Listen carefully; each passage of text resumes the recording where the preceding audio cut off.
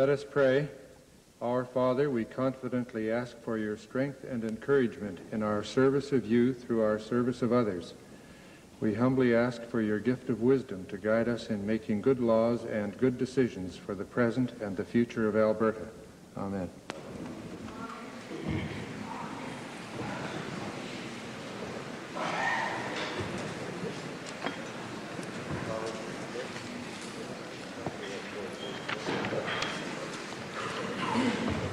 Introduction of visitors. Presenting petitions.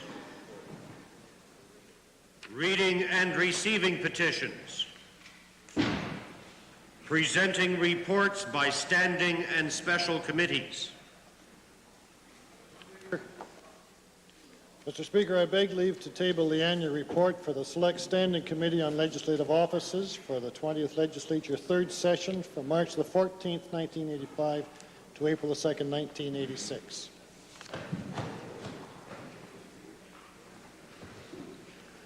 Notices of motions. Introduction of bills. Mr. Speaker, I beg leave to introduce Bill number 219, the Criminal Compensation Intercept Act. Mr. Speaker, this bill covers the situation where a criminal has injured a victim either financially or physically, and where the victim is owed restitution. The victim will now be able to ask the provincial treasurer to withhold the criminal's tax return, as well as any provincial grants payable to the criminal. Having heard the motion by the Honourable Leader of the Representative Party for first reading of Bill number 219, the Criminal Compensation Intercept Act, do you all agree? The motion is adopted. A bill being Criminal Compensation Intercept Act, introduced by Honourable Mr. Speaker, is now read a first time. Tabling returns and reports. Mr. Speaker. Mr. Speaker, I beg leave to file with the Legislative Library 4 copies of the Canada-Alberta Northern Development Agreement and 4 copies of the application guidelines for that subsidiary agreement. Mr. Speaker, I am pleased to table the 11th Annual Report of the Department of Federal and Intergovernmental Affairs.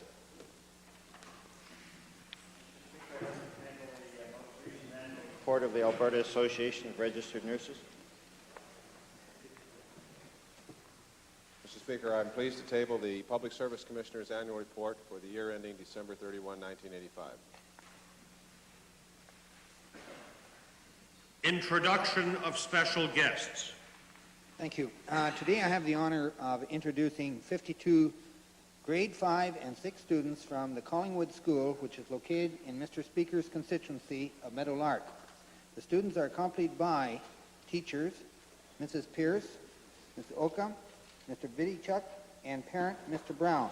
Mr. Speaker, your constituents are seated in the public gallery, and I would ask that they now stand and receive the warm welcome of the Assembly.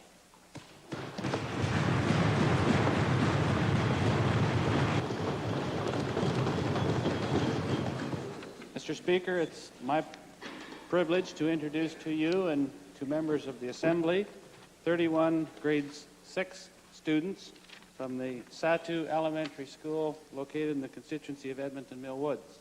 They're accompanied by their teacher, who's a friend of mine and a friend of the member for Barrhead, Mr. David Fairfield, and teachers Merle Ellsworth, Janice Hudson, Mary Jane Saunders, Keith Stevens, and Joyce Levitt. They are in the members' gallery. I wonder if they'd be kind enough to rise and receive the traditional welcome of the Assembly.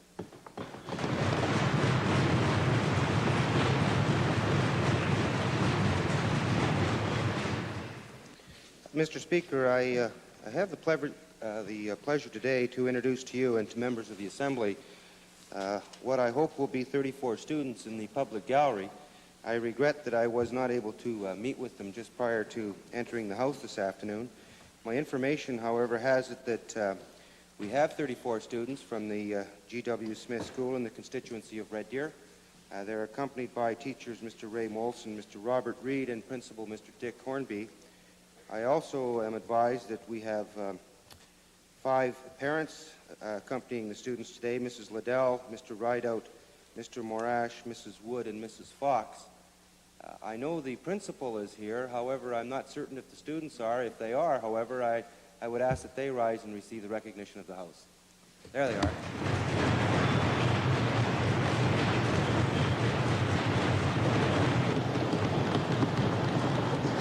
Mr. Speaker, it gives me a real pleasure today to introduce to you and through you to the members of the Assembly 17 grade 6 students from the Riley School in the constituency.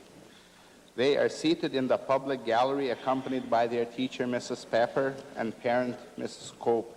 Mr. Speaker, it is worthy to note that Mrs. Pepper has been bringing her class annually for all the years that I have represented the constituency. I would ask that they rise and receive the welcome of the Assembly.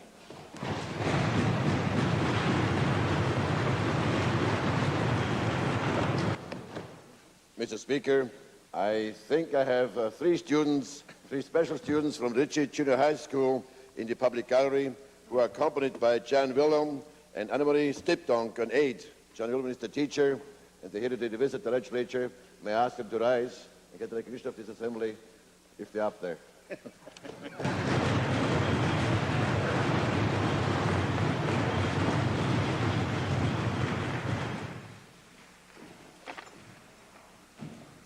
Ministerial statements. Oral question period. Mr. Speaker, I'd like to direct the first question to the Minister of Energy. Mr. Speaker, I recall the government announcing to Albertans a couple of years ago an agreement that was signed, sealed, and delivered dealing with $780 million loan guarantees and a $50 million grant. Now we have a $36 million engineering study. My question to the Minister: has the Minister communicated to the federal government that this backing away on this agreement is totally unacceptable? Mr. Speaker, I'm delighted to respond to the incorrect allegation of the Honourable Leader of the Opposition. And the fact is that we were able to successfully conclude on Tuesday last, after extensive discussions, an agreement which does a number of things. First of all, it ensures that during this time of oil price turbulence, when it is virtually impossible to make final decisions on major mega projects, we will be moving ahead in a continuous way with that project. We've made arrangements for the full financing that will be required from the start of the upgrader work to the definitive estimate stage to be provided, and on a basis which sees the federal government as the major contributor, some 40%. At the same time, Mr. Speaker, it was part and parcel of that agreement that the existing rights and views of the parties to the agreement are in no way affected by this interim arrangements. In other words, Mr. Speaker, it is on a completely without prejudice basis. And our view, which has been and continues to be that a deal is a deal and that existing arrangement is still valid, is very much in full force and effect, Mr. Speaker.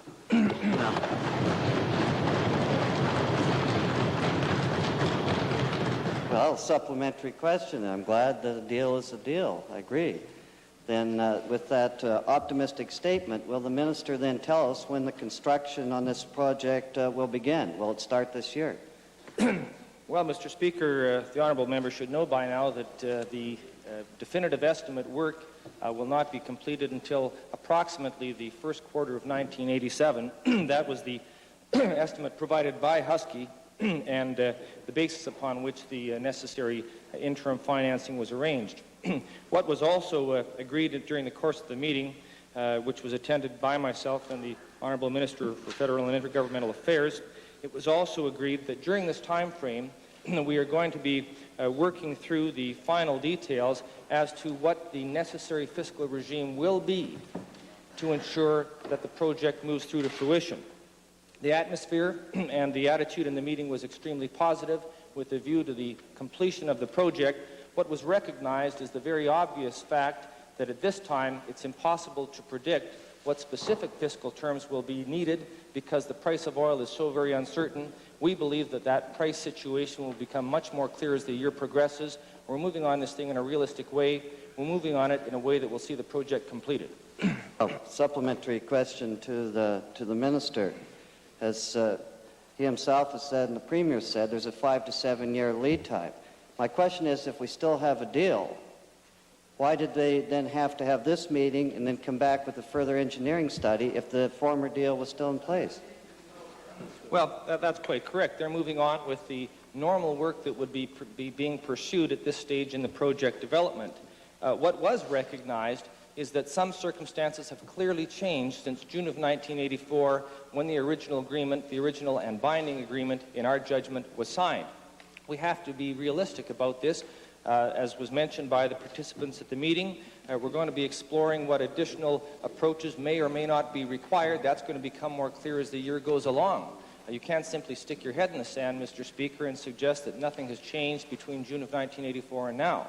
But the concept that's embodied in the original agreement, the agreement itself, has been accepted as being very much alive and well, certainly from the standpoint of this government. The agreement that we put in place for interim financing recognizes that it is without prejudice to the respective views of the party, and that's the way we're moving ahead. That's the only sensible way to move ahead, Mr. Speaker. Supplementary question to the minister. Certainly, times have changed, but as he said himself, a deal is a deal. And what we're trying to do is look at a 5 to 7 year pricing at that particular time. That's what we're looking at, not what it is right now.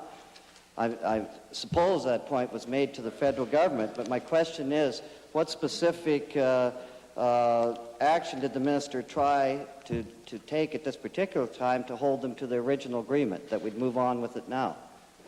Well, Mr. Speaker, the honourable member's question is somewhat repetitive, but we took the position that we've taken throughout, that a deal is a deal. There has to be at the same time a recognition that the world looks very different today than it did a couple of years ago. We want to see the project moving ahead. We've got an interim arrangement in place that will facilitate that, and we're going to be working in our minds within the context of that original agreement through the balance of 1986 to see that that project moves ahead to completion. That's exactly what has to be done.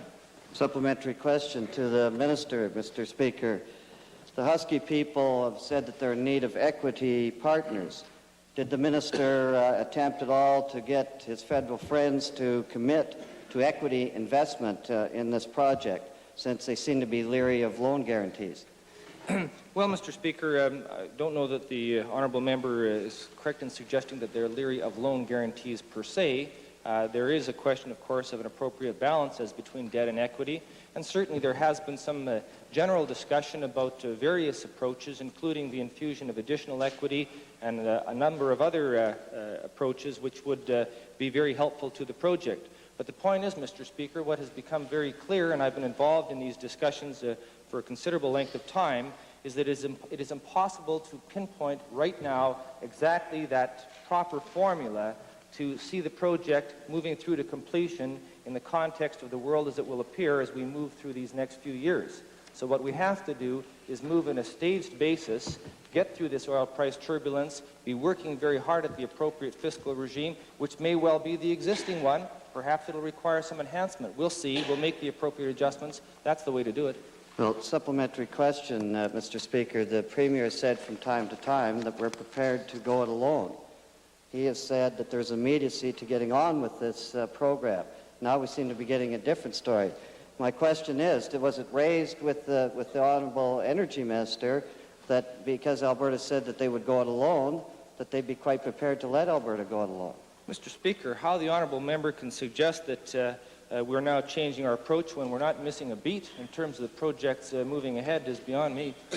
Well, supplementary question to the minister then. The Premier has said that we want to get on with this project and announce it. He said that time and time again. Now, is it not the federal minister telling us that times have changed and we're going to have to relook at it? Isn't that the bulk of what he's been saying in this question period?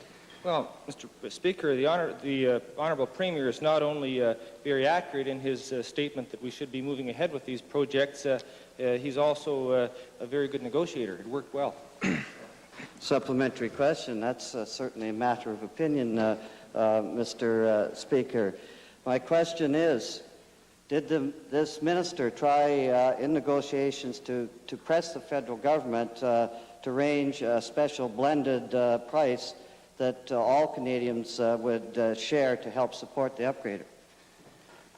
Well, Mr. Speaker, there's absolutely no sense that that particular move or a particular move is the magic ingredient required to see the project making the component package that we need to see it go ahead. What I've said earlier is that we are looking at a range of approaches which may or may not be required, and that'll become more clear as the year moves ahead. So we're looking at this thing on a very considered basis, but not exclusively to one approach, which happens to be a bit of a bugbear with the Honourable Leader of the Opposition. Supplementary question, Mr. Speaker.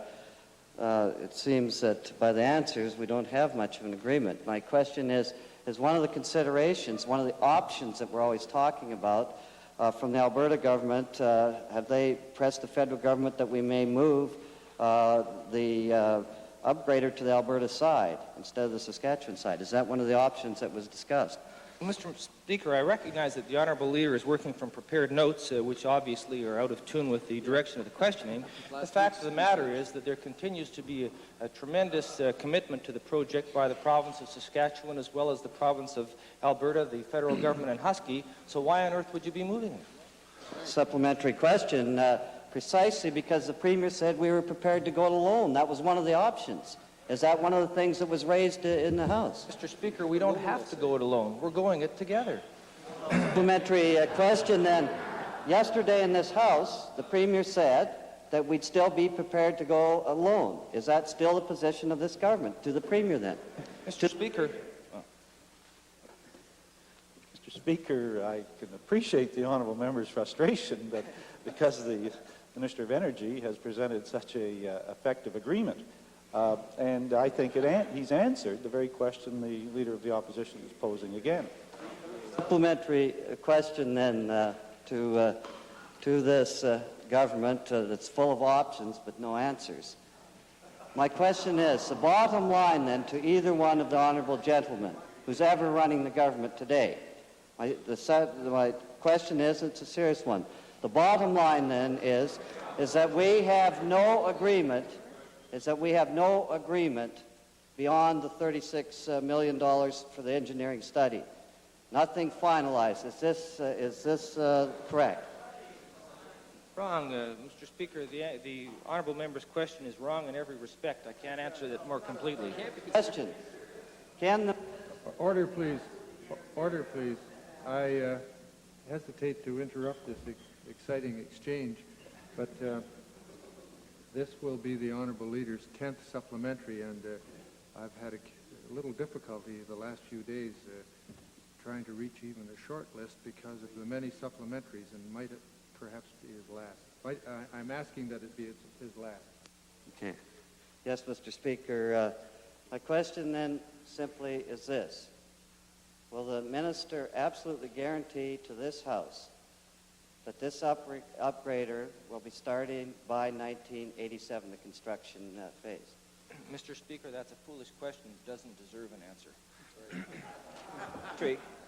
Supplementary, Mr. Speaker. To the Minister of Energy, could the Minister indicate the estimated number of jobs that this will maintain and or create in Alberta, in particular the head offices in the city of Calgary, as a result of the successful conclusion of this agreement? Well, Mr. Speaker, we're talking in the hundreds. Okay, Mr. Speaker, I'd like to direct the second question to the Minister of Energy. And of course, it has to do with the ESSO royalty write-off in the memo.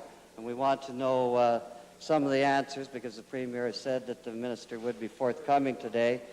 My first question on this, has the Minister taken any action to reprimand the Associate Deputy Minister for attempting to, and I quote, orchestrate a hidden arrangement which would be for insiders' eyes only? Mr. Speaker, if I might seek your guidance on this matter, I have reviewed the questions that have been asked in the House in the last couple of days on this topic. There are some 16 questions or supplementaries, questions that have been put to the House for answering. That being the case, and this being a very complex matter, I have prepared a response which I think will be comprehensive to the questions, and if it's acceptable to the House, I would be prepared to respond to those questions at this time. Mr. Speaker, I do very much, and I hope the House will provide some indulgence that you will, Mr. Speaker, with a somewhat lengthy answer because it's a very complex matter and the questions have been numerous. I do very much wish to respond to the questions put by the Honourable Leader of the Opposition during my absence from the House. Prior to those specific responses, based on briefings from officials with which I have spoken and met recently, I should make clear the context within which I feel I am able to respond. And I must also at this time express some very deep concern about the Honourable Leader of the Opposition's placing of this matter before the House in the way in which he did it. The fact is, Mr. Speaker, that the subject matter of the memo tabled by the Honourable Member involves an ongoing legal dispute between the Government of Alberta and a company. That is obvious to anyone reading it. Notwithstanding this obvious fact, and the equally obvious fact that it's being made public may adversely prejudice the legal position of the Government of Alberta, the Honourable Member chose to make it public. Moreover, he did so having received specific advance notice that I was in Ottawa at crucial energy meetings and couldn't be in the House to respond to questions. By doing so, he's placed in the public arena serious allegations on a complex matter that could not be challenged in the first instance. I respectfully suggest that it is not essentially germane to the question or the reply that opinions be expressed concerning the behavior or the statements of an honourable member. I think that that may be something that might be looked into through other means, but at the moment, as I understood it, the statement which the Honourable Minister wished to make and which the House gave leave to be made at some length, notwithstanding that we're in the question period, that statement would relate rather to information and not to reflections on some of the things that led up to the answer. Well, certainly, Mr. Speaker, I do, however, feel that I have to make the House aware of the fact that this is a legal dispute that we are in the midst of, and as a result, certainly the responses that I give, given the irresponsible tabling of this memo by the Honourable Member, will require me to be limited. Getting on to the answers, and I'll answer the questions if you'll just sit down. Order, please. The question period is not the vehicle for dealing with what is being implied, I think, by the Honourable Minister as being a breach of privilege. A charge of irresponsibility made against another member of the Assembly is a very grave charge to be made and should not be made just obliquely in the course of answering a question. Such a charge would justify being inquired into just by itself, unrelated to any questions or answers, to see whether there was some substance to it, and if it were found to have a great deal of substance to it, it might be a more serious matter.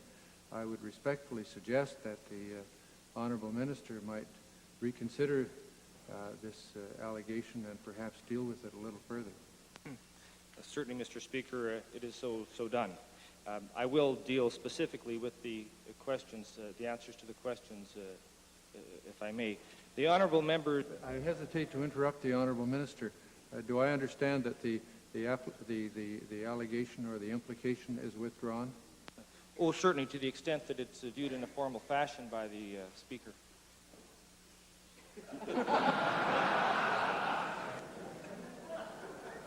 I'm not... My suggestion is that under the circumstances, the allegation should be withdrawn. I'm afraid I didn't quite assess accurately what went along with the withdrawal. Well, Mr. Speaker, consider it done. Mr. Speaker, in the range of questions, there was a question about an under-the-table deal. I can advise the Assembly, Mr. Speaker, that there was no under-the-table deal, nor was such ever contemplated. Rather, there is very much an on-the-table and active legal dispute. Moreover, in the context of that question, there is not and was not contemplated any writing off of royalty obligation. In fact, Mr. Speaker, if one reads the memo carefully, one will understand that what is in dispute is payment received some years ago by the company from the flowback fund from export sales of natural gas, which is shared amongst producers. It is not a matter of royalty. If the legal position of the Alberta Petroleum Marketing Commission on this issue prevails, Mr. Speaker, the $19 million in question would not go to the taxpayers, and there was a question asked in this account. In fact, it would go to the producers, because it is the producers who are the recipient of the flowback fund, and that would include, of course, the company in question as a producer. That's how the flowback fund works, in fact, Mr. Speaker. So it's not a matter of any royalty giveaway, as was inquired about by the honourable member. It's a matter of a dispute about an amount of funds from the flowback fund which goes to producers. Next, in responding to the questions, there was reference in the questions to a cabinet-blessed document and an inquiry about that. And there was some intimation that this constituted evidence of some sort of a secret or a sweetheart deal which would release the company from a debt of $19 million. In fact, Mr. Speaker, this is a reference to a formal gas storage agreement entered into with the company by the government of Alberta on August 17th, 1953. Good research, Ray.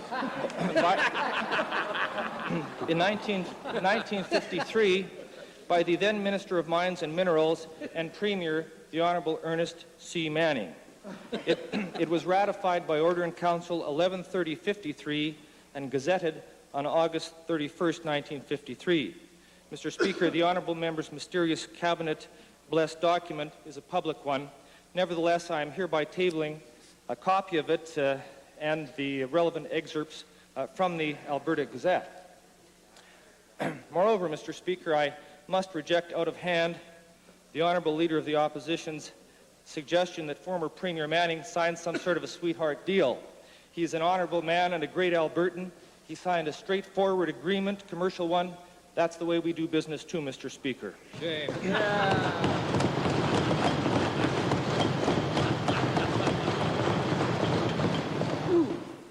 Mr. Speaker, further, there was a question with an allegation that debts are not being pursued by this government. That allegation being ostensibly based in part on an expression of opinion in the memo as to what the minister's position on litigation might be. That opinion might be expected, of course, to relate to the prospects of success in litigation and the precedent implications of a lack of success if that occurred. Moreover, it is clear from the memo, Mr. Speaker, that the minister will be the final judge of that. Furthermore, given the intensive nature of the current legal dispute with outside legal counsel having been retained for some time, it is simply rather absurd to suggest that such debts are not being pursued by this government. They are, Mr. Speaker. And finally, Mr. Speaker, if the memo is read carefully, it is quite apparent that it does not contemplate the government giving up anything that it is legally entitled to. And that fact relates directly to another question with respect to an allegation of a special deal for the company, one not offered to other in situ operators, of a non-payment of royalties for gas produced which is used for fuel. Again, if one reads the memo carefully, Mr. Speaker, what was being discussed was a specific policy for all industry involved in situ development. In fact, what was being considered was a more formal approach than the existing arrangement.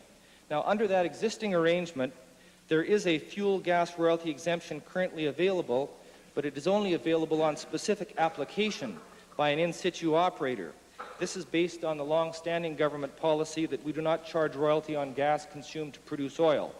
In fact, Mr. Speaker, under the existing on-application-only arrangement, the only in situ operator that was not receiving a royalty exemption classification at the time of the memo was the company in question, because they had not yet made application, Mr. Speaker. That's quite a special deal. And that also very much relates, Mr. Speaker, to the paragraph at the top of page 3, which was referenced even this afternoon by the honourable member, and which is alleged to suggest orchestrating under-the-table deals. Instead, I am informed, Mr. Speaker, by the author that it reflected his view that to handle the situation otherwise than is outlined in that paragraph would frankly jeopardize our negotiating strategy and position, a fact which sadly was lost completely on the honourable member when he tabled the memo. Mr. Speaker, on the question of ministerial role and responsibility, I can advise the Assembly that I have had no direct involvement in these proceedings by way of discussions with the company or the Alberta Petroleum Marketing Commission, but have received a verbal overview as to the existence and nature of this complex legal dispute. Any final disposition of this matter would be expected to involve ministerial and likely cabinet approval, and would be arrived at after having considered in-house and outside legal advice, as well as a careful review of all relevant circumstances. Mr. Speaker, at the outset I did mention that I've provided this response, and mindful of a responsibility on my part not to compound the adverse legal impact of the honourable members tabling this memo, I simply close my response by reiterating my deep concern about the action of the honourable member. Surely political expediency should not be sacrifice our parliamentary responsibilities.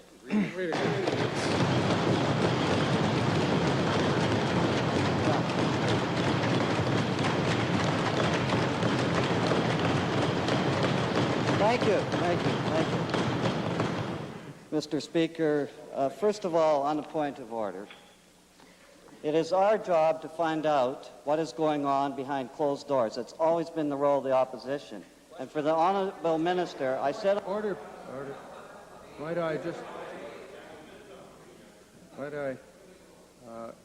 We've taken up a fair amount of the question period time. There are still some members wishing to ask their first question. I realize this is an important matter.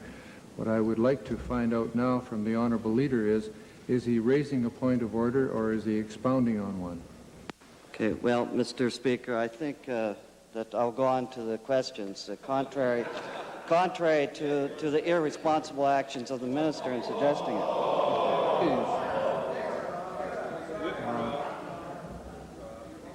I should say that the reference to an under-the-table deal has caused me some difficulty. I perhaps wasn't as alert as I should be. I realize that the allegation did not directly concern a member of the House and would ordinarily not then be a direct responsibility of mine.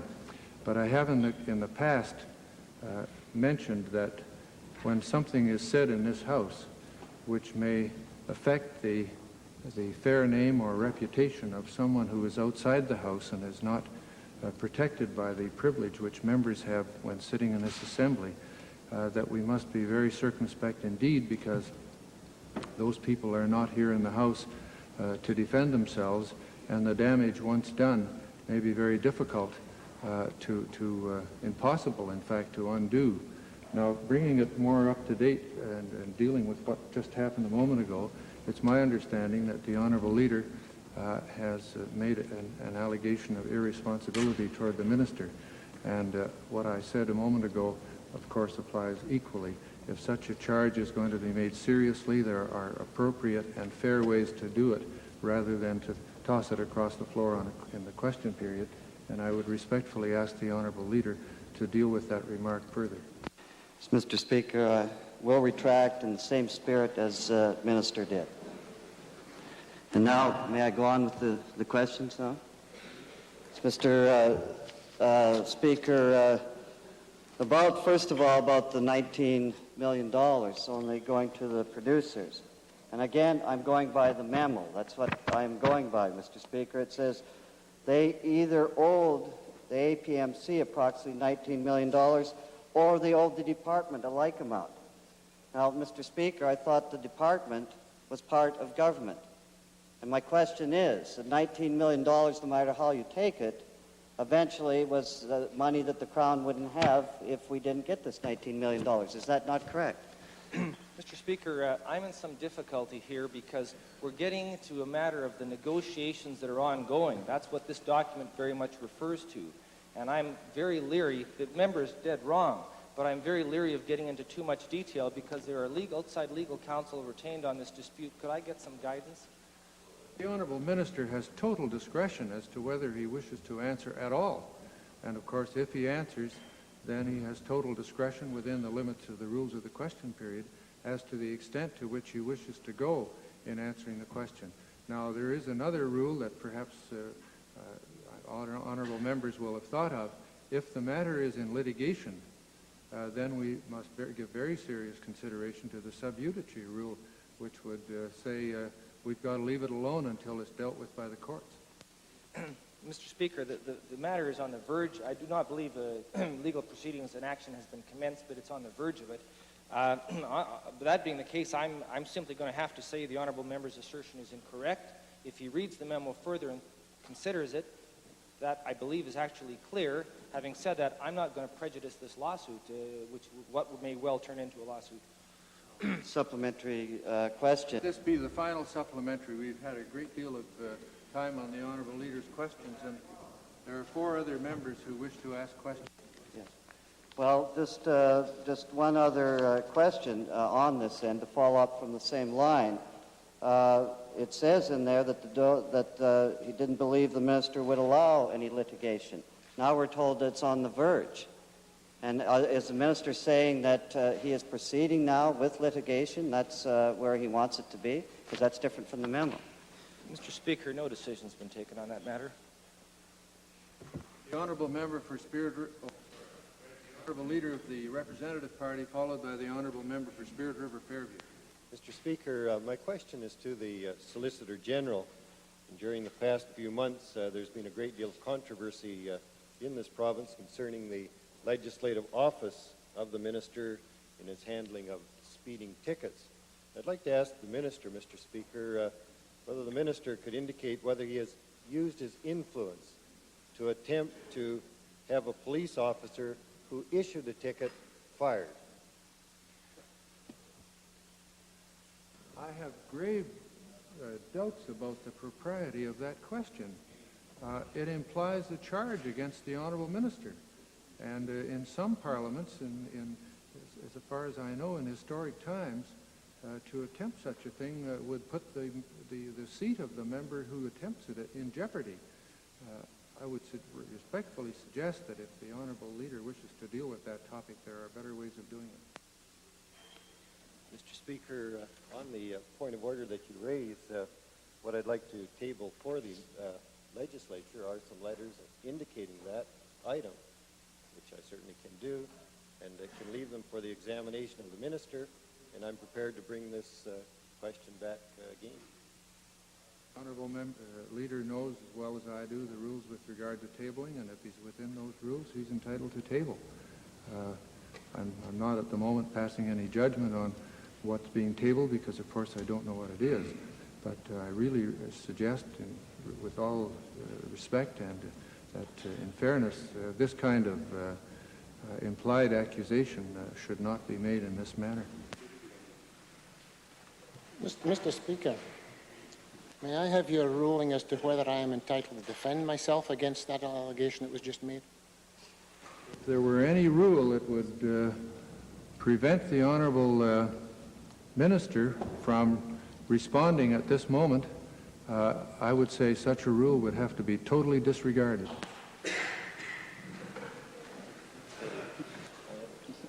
Mr. Speaker, I am unaware of any controversy about me occupying the position that I occupy in this government. I am unaware of any circumstances where I have used influence in any circumstances to have anything done that will be illegal, improper, unethical, or unjustified by any member of this legislature. When I read the document, I will then answer it in this legislature tomorrow. I can't perceive how there might be any supplementaries to a question of that kind.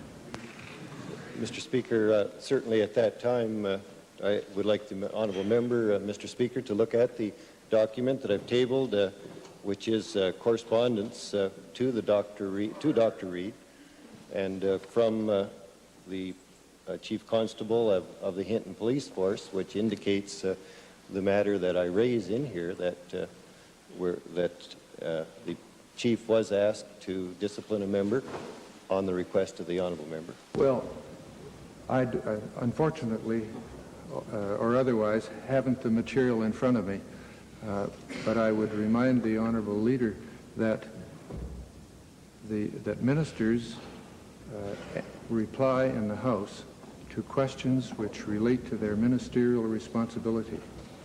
And certainly such questions would have to be limited to the times when the ministers are acting as such. Now, I don't know whether it's ancient history or what it is, but I would respectfully suggest that we let the matter go now until, in fairness, the Honourable Minister has had a chance to look at whatever item is there. The Honourable Member for Spirit River Fairview, followed by the Honourable Member for Stony Plain. Thank you, Mr. Speaker. My question is to the Minister of Hospitals and Medical Care, following up on the discussions that I understand were concluded between himself and the Federal Health Minister, in which the Federal Health Minister indicated he intends to uphold the Canada Health Act with respect to extra billing. My question is if the Minister would explain to this Assembly how this government now intends to both comply with the terms of the Canada Health Act and continue to permit extra billing and user fees in the province. Well, Mr. Speaker, I should correct an inference in the honourable member's question. He referred to discussions which had concluded yesterday. In my view, they've just begun, and I expect they'll continue for some months now. It was a good meeting. Both parties, the Honourable Federal Minister and myself, agreed that our objectives are the same, and that is to get those penalties returned to the Government of Alberta, where they belong. And so we're working to the same objective. We both agreed that the method that is being used, that is consultation on an ongoing basis among the parties concerned, the medical profession, the Government of Canada and the Government of Alberta, are the best way to go, and we agreed to continue those. The Minister assured me that he will use the authority that is vested in him in the Canada Health Act to try and resolve this issue to the satisfaction of the governments concerned. So with that as a broad framework, I had to come away in a very optimistic frame of mind. To answer some of the specifics that the honourable member raised, though, a study of the Act and the definitions therein give a lot of flexibility to the provinces and to the federal minister, and on that basis, I'm sure we're going to be able to substantially improve the existing situation. Supplementary question, Mr. Speaker. Sometimes the Minister's answers with regard to this subject sound a little bit like talk. Order, please. Order, please. The honourable member has started on a path which ought not to be followed any further. Illegitimacy. My question to the Minister, Mr. Speaker, is whether or not he could give some indication of whether the consultative approach that he talks about is in fact going to result in extra billing being voluntarily eliminated in Alberta, and if so, if he can indicate what date we could expect that approach to be successful. Well, Mr. Speaker, the date to which we're working is very specific. It's March the 31st, 1987. That's the date in the Canada Health Act whereby the provinces must comply to get the accumulated penalties. So that's our objective, and we realize there may be lead time involved to undertake certain actions. So everybody's keeping this issue moving. But again, I want to emphasize the fact that there is a great deal of flexibility in the Act, in the discretion given to the federal minister under the Act. He's indicated that he'll be very cooperative, that his objective is the same as ours, and just reminding the honourable members that when the Canada Health Act was brought in, we went on record as saying, with respect to this issue, that we would watch what the rest of the country did. And we're doing that. We're dismayed by what is going on in Ontario, and I think all the parties are in the same frame of mind. And frankly, I think the method and the role that Alberta has taken in this is far preferable to what's going on down there as a result of the marriage between the NDP and the Liberals. Supplementary question, Mr. Speaker. Yes, the people are the winners if it's ended. But my question to the minister is that I understand that one of the possibilities in this flexibility being considered is excluding certain classifications under the Alberta Health Care Plan. And I wonder if the minister could outline which services he's considering excluding from the Alberta plan, and when we could see legislation that would outline how those services would be excluded. Well, Mr. Speaker, we're not considering excluding any services to citizens. I believe what the honourable member may be referring to is what services that we now provide must be included in the federal definition of health care.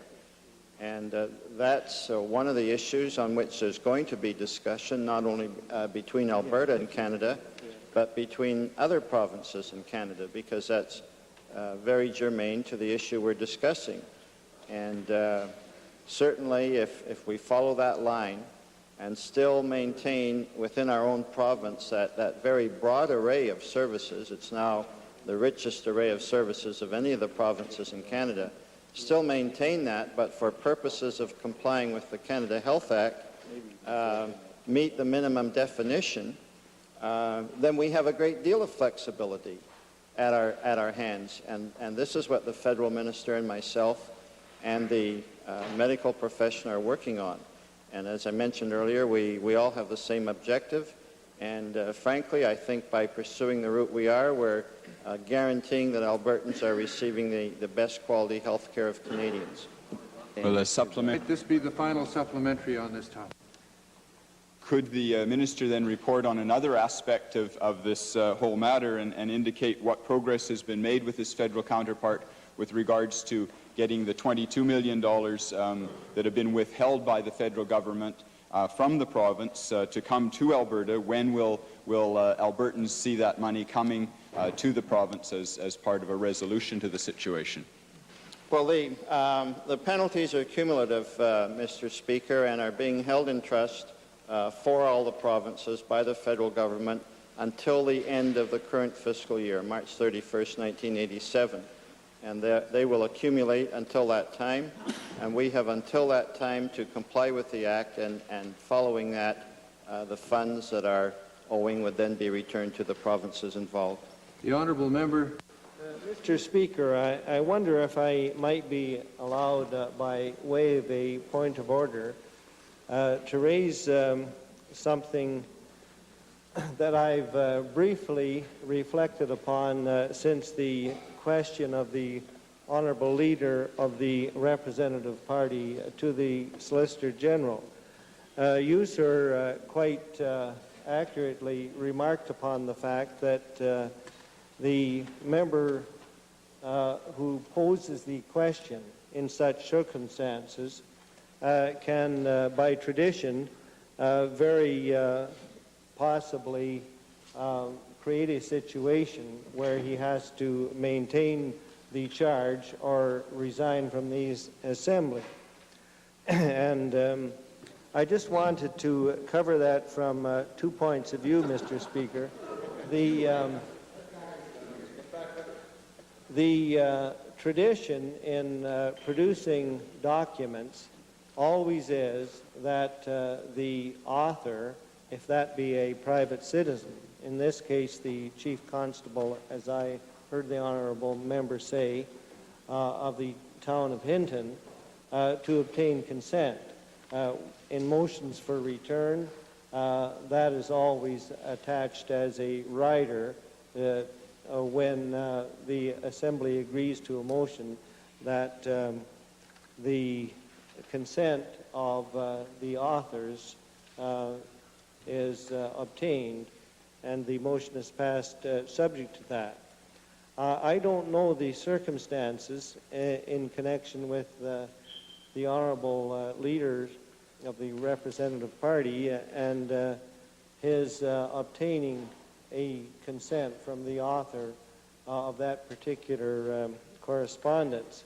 I wanted to say to him that when he proposed a few minutes ago to table the matter, and the thoughts I've had since would be these, that if a proper consent, or for any other reason, if a proper consent hasn't been obtained, or for any other reason the honourable member would wish not to table the document, I have these two observations to make. One is that we would certainly agree that if he has gone through the act of handing it already to the page and it's found its way to the table, we would agree on our part as the government members that he be allowed by unanimous consent to withdraw his tabling. And the second point, Mr. Speaker, is after perhaps hearing the honourable member, I would suggest that maybe honourable members would like to allow you, sir, to consult with the honourable member prior to the the tabling becoming officially entered, in the light of the willingness that we have to see him, if he wishes, voluntarily withdraw. Mr. Speaker, I regret that I didn't hear all of the opening remarks of the Honourable Minister as I was responding to a question of the Leader of the Official Opposition in a private way here. But as I understand the latter part of the comments, the request is to withdraw the tabling that I made, and the question was whether I had permission from the author of the tabling or not. Through my staff, we have that approval to table the document, and I asked that question when it was given to me, have we his approval to table that document? The answer from my staff was yes, and on that basis I have tabled it here today. I agree with the Honourable Attorney General, the House Leader, that I should not table it unless I have his consent. I certainly agree with that. I would not do that under any circumstances. If the circumstances are such, and I will double check that personally with Mr. Rhodes after following question period today to assure myself that he did give that consent. But I had been given with all assurance that his consent was given through to me to table here, if necessary, during question period. Under the circumstances, I'm not aware of any initiative or any steps required to be taken by myself. I perhaps should mention in passing that there is no provision, and perhaps it's not necessary to have such a provision, for tablings to be scrutinized in advance by staff of the Assembly or by myself. We've run out, we're at the end of the time of the question period. I know there are differences of opinion whether points of order and other interventions should be counted toward the time of the question period. There are 3 honourable members who would still like to ask their first question. I'm in the hands of the House. We can leave them until tomorrow. Or do you wish to proceed with the question period? Would it be acceptable? I think we should not leave it wide open, perhaps, but agree on a time. Would the Assembly agree that we might have a limit of, say, 12 minutes? The Honourable Member for Stony Plain, followed by the Honourable Member for Calgary-Buffalo. Mr. Speaker, I'd like to address a question to the Minister of Manpower, and I'm concerned about the implications of the training legislation as outlined in the Apprenticeship Training and Certification Act, which the Minister introduced and was passed in his legislature last spring. Can the Minister indicate to this Assembly when the specific sections will be proclaimed that deal with work that people may perform? Mr. Speaker, as the honourable member is aware, the Act received royal assent in the last sitting. Updated regulations are currently being drafted. A lot of discussion is going on with employer groups and employee groups that are not as much concerned with Bill 35, but with the Manpower Development Act, which is the one that it was rewriting. Until those discussions are completed, we will not be proclaiming the act. Mr. Speaker, a supplementary question to the Minister. Has the Minister considered how placing restrictions upon the work which people may perform, as outlined in the Apprenticeship Training and Certification Act, affect the labor market needs? Does the legislation really reflect the economic reality of the day? That, Mr. Speaker, is why there is considerable discussion in the workplace at both the employer and worker level. Keep in mind that the new act is not bringing that legislation in place. That legislation is currently in place under the Manpower Development Act. Further supplementary, Mr. Speaker, has to the Minister, does the Minister consider the legislation which does not allow cross-crafting not conflict with the competitive spirit of Alberta? And does it not stifle the growing aspiration of many employees to perform diversified work? In other words, a millwright that should be able to do welder's job in the same plant site. Mr. Speaker, there's a significant difference of opinion out there on that issue. Final supplementary, Mr. Speaker, and the Minister alluded to it earlier in the first question that I asked him regarding the organizations that are working with the Minister's office, and I'm glad to see that that process is ongoing. And we know that I'd like to know when we can have some final decision between the Minister and the interested groups that are working on this particular legislation, so we can finally draw it to a conclusion and have the regulations in place. As I indicated earlier, Mr. Speaker, as soon as discussions with the interested groups are completed, my best feel for that at this point in time would be within a few months. The Honourable Member for Calgary-Buffalo, followed by the Honourable Member for Edmonton-Gold-Bar. Mr. Speaker, my question is for the Minister of Energy. Could the Minister indicate, as a result of the meetings this week with his federal counterparts, whether the Minister has been successful in advocating the position of this government that the PGRT tax should be removed and that there is urgency in seeing the removal take place? Mr. Speaker, during the course of the meeting in Ottawa Tuesday this week, in addition to the arrangements in respect of the important Husky project and discussions on the Syncrude project as well, Syncrude expansion, there was a very lengthy discussion with both the Minister of Energy, the Honourable Pat Carney, and the Federal Minister of Finance, Michael Wilson, on the state of the industry.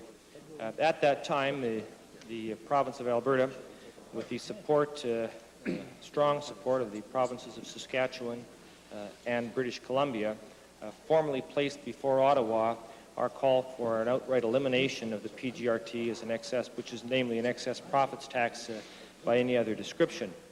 I can advise the Assembly that the response received during this meeting was not a negative one. There was not a defensive approach taken by the federal government on that issue and on the related broader question of the overall state of the industry and what measures of the government working together may be required. We, in fact, expect to hear within a very short period of time a decision from the federal government on the PGRT question. And without wishing to overstate the case at all, I am frankly hopeful and very hopeful that we are going to see a positive response by the federal government on this matter. I express that view because I was impressed with the recognition by the federal ministers that the state of the energy industry, of the oil and gas industry in particular, is very much a Canadian issue. We need a strong Canadian energy industry in the oil and gas sector, and there was a clear recognition of that. And my second reason for feeling very hopeful is the fact that there was a recognition that this is an emergent situation, a situation that requires prompt action by government. So we'll have to see what events come our way in the next number of days on this subject. but we feel very good about the outcome of the meeting. Supplementary to the Minister, could the Minister indicate in terms of timing whether an announcement could be, whether the Minister would look forward to an announcement prior to the OPEC meeting of April 15th, or after that, or by the end of the month? What would be the deadline that the Minister would have in mind? Well, Mr. Speaker, I really can't comment on that except to make the observation that a decision would likely be tied to a meeting date of the federal cabinet because it's a decision of that magnitude. Supplementary, Mr. Speaker. I know the Minister has been away, but could the Minister indicate if he's had an opportunity to review the recommendations of the Canadian Association of Oil Well Drilling Contractors, in which they recommend that, in fact, if the PGRT tax is removed, that a portion of it be linked to activity? In other words, that the association has recommended that 25% of the rebate or the benefit be applied to investment in additional drilling activity. Mr. Speaker, I am familiar with the submission of that association and a number of other associations on these important issues, and certainly understand that association's desire to see measures which are specific to their part of the industry. Having said that, Mr. Speaker, I should make it clear that our view is that the PGRT should be eliminated in an outright fashion with no strings attached, because it is an excess profits tax, because it has no place in the current circumstances, the very difficult circumstances of the industry, and because the industry has indicated in the past a very strong commitment to reinvestment. Having said that, Mr. Speaker, clearly this government, and I think it's appropriate on a province-by-province basis because of the provincial ownership of the resource, this province is examining measures and has already instituted some measures which are designed to ensure that along with restoring a healthy measure of cash flow to the industry, there is a good measure of activity, of specific activity, whereby all sectors of the industry can work through these difficult times. We're examining those alternatives at the same time. Supplementary to the Minister. During those discussions, could the Minister indicate if there was any response or any discussions, in fact, at all, with respect to potential federal government involvement in some form of cash flow stabilization program for producers? Well, Mr. Speaker, we did make the point that there are really three areas in which a federal government can work with the industry and with the producing provinces in these times. The first, of course, is in the area of any front-end taxation, and that's PGRT, and that's got to go. The second area, which was discussed, is the area of the tax system.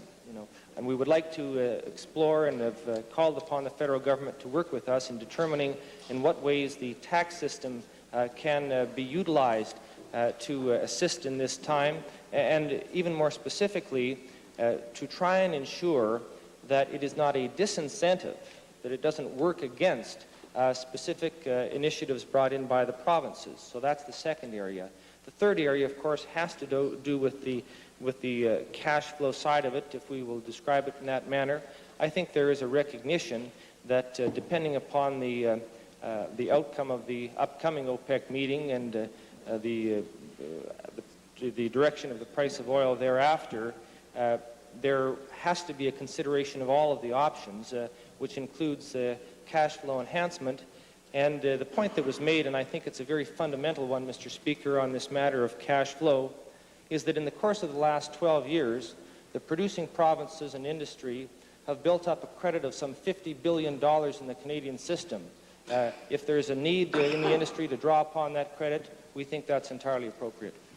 Let this be the honourable member's final supplementary. Mr. Speaker, to the Minister, in view of the projections by the CAODC with respect to drilling activity in the remaining part of 1986, in view of the difficult time particularly junior producers have in terms of retaining their leases on Crown lands, I'd like to ask the Minister if there's a consideration being given now, particularly in the last week and a half, 2 weeks, to the possibility of a moratorium on lease expiries for a 2-year period, given the condition particularly of the junior oil producers. Well, Mr. Speaker, the honourable member has asked a similar question on a previous occasion, and my answer is the same. Certainly, we're prepared to look at all of the options and ways in which to assist the industry, but on that particular one, there must be a recognition that, in fact, if there is no obligation to undertake work, that works against his thrust in the earlier question of encouraging activity. So it has to be a well thought out and balanced approach. The honourable member for Edmonton Goldbar. Mr. Speaker, in light of the time, I will forego my questions until tomorrow morning. Orders of the day, and may we revert to introduction of special guests. Mr. Speaker, this is my second opportunity this afternoon to introduce to you and to members of the Assembly a group of students from the constituency of Red Deer. Once again, I'm just at some hazard to be sure if they're here or not, but I hope they are. Seated in the public gallery this afternoon are 24 grade 6 students from the Piper Creek School in the city of Red Deer. They're accompanied today by 2 teachers, Ms. Jean Tatlow, and also teacher and principal, and also one of our erudite city councillors in Red Deer, Mr. Larry Pym. I hope they're seated in the gallery. If they are, I'd ask that they rise and please be recognized by the House.